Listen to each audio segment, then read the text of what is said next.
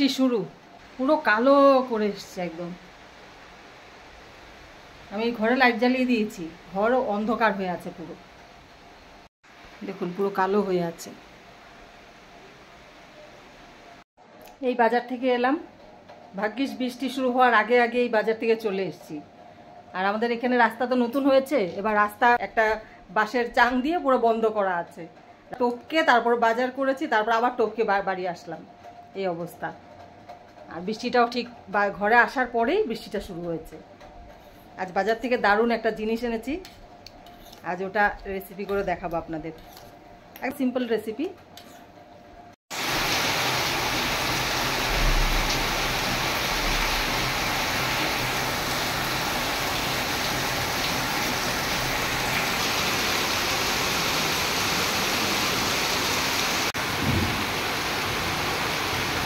রোদে পাতাগুলো সব জ্বলে গেছিল।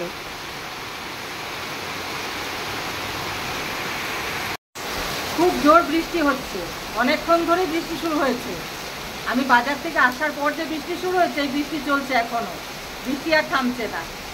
আর আরেকটা জিনিস বাঁচো, যে রাস্তায় আজ জল জমছে না। আজ শোলা কচুর বড়া করব। এবার শোলা কচু বড়া করার জন্য শোলা কচুটা একরকম কাটতে হবে।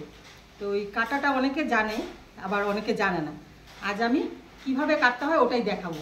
তাহলে চলুন কেটে নিই। কচুটা আমি কেটে নিই। আর আমি যেভাবে কাটবো, বড়া ভেজে খেতে খুব ভালো লাগে, তাহলে আমি প্রথমে কেটে নিই।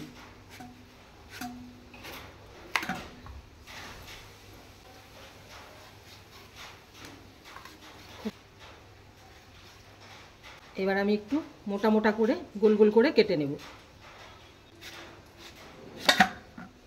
এই গোল গোল করে কেটে নিলাম। এবার এটাকে আমি হাফ করব। এই যে হাফ করে নিলাম। এবার এটা কাটছি, দেখুন প্রথমে একটা সাইড থেকে কেটে নিতে হবে।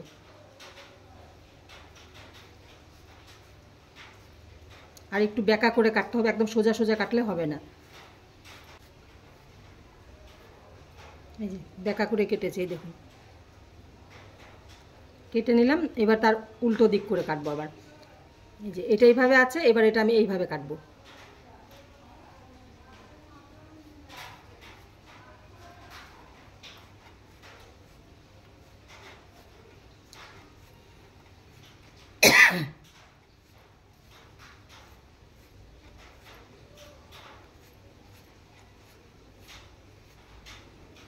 এই দেখুন, দেখুন টানলে লম্বা হয়ে যাচ্ছে, দেখুন।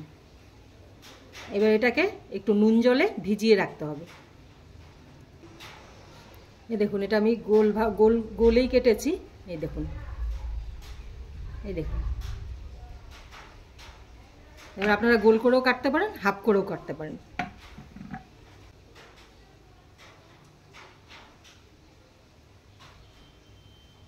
একরকম কাটা দেখালাম, এবার আরেক রকম দেখাচ্ছি।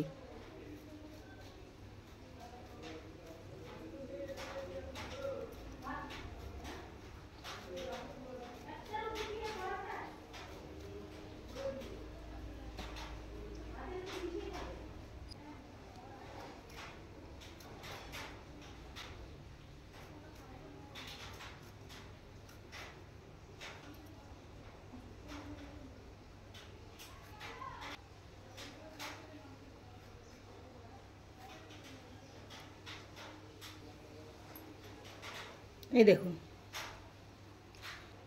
এইভাবেও কাটা যায় আর ওইভাবেও কাটা যায়। এবার এটাকে আপনারা পিঠালি দিয়ে, যে মানে পিঠালি মানে চালের গুঁড়ো দিয়ে বড়া করেও খেতে পারেন, বেসন দিয়েও খেতে পারেন, যেভাবে ইচ্ছা। দেখুন কি সুন্দর লাগছে দেখতে। কচুগুলো আমি কেটে নিয়েছি, দেখুন কি সুন্দর লাগছে দেখতে, পুরো জিলেপি মনে হচ্ছে। দু রকমের কেটেছি, এক রকমের এটা, আর এক রকম যেটা দেখালাম জিলিপির মতো, ওটা দু রকমের কেটে নিয়েছি। বন্ধুরা, রান্না বসিয়ে দিচ্ছি। প্রথমে আমি কচুর তরকারি করব। কচু আলু কেটে নিয়েছি, তেল গরম হয়ে গেছে, আমি দিয়ে দিচ্ছি জিরে, শুকনো লঙ্কা আর তেজপাতা। এবার দিয়ে দেব কেটে রাখা আলু, আর দেব কেটে রাখা কচু। কচুটা একটু বয়েল করে নিয়েছি।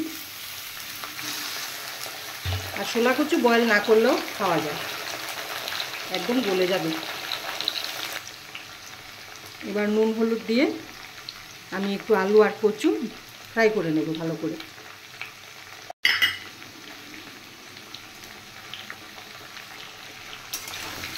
অন্যদিন আগে আলু আর কচু ভেজে উঠিয়ে রাখি, আজ আমি একবারে ভেজে নেব।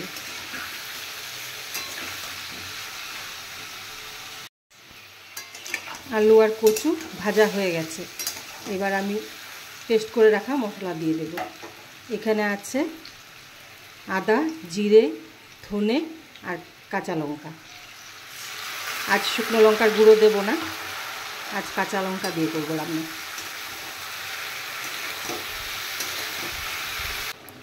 এবার দিয়ে দিয়েছি নুন, হলুদ আর সামান্য চিনি। এবার একটু মশলাটা কষিয়ে নেব। এবার আমি জল দিয়ে দেব।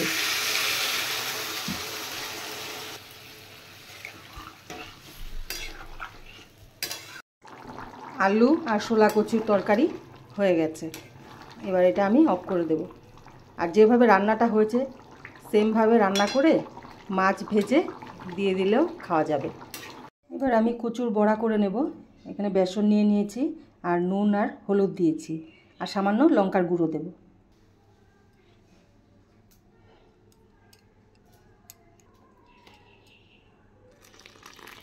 জল দিয়ে গুলে নিই একটু।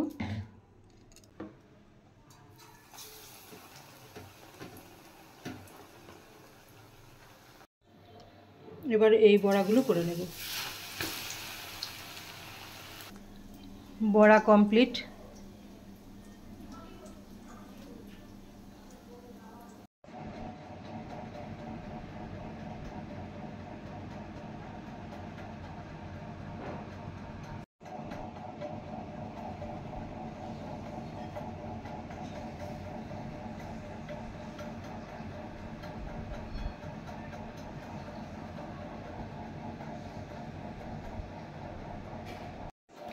আমার রান্না কমপ্লিট। এই রান্না টান্না করে এসে বসলাম। ওরা স্কুল থেকে চলে এসছে, একটু পরে খেতে বসবো। আর বড়া কিভাবে করেছি আপনারা দেখেছেন। আজ 2 রকম করে বড়া করেছি, আর কিভাবে কাটতে হবে ওটাও দেখিয়েছি আপনাদের।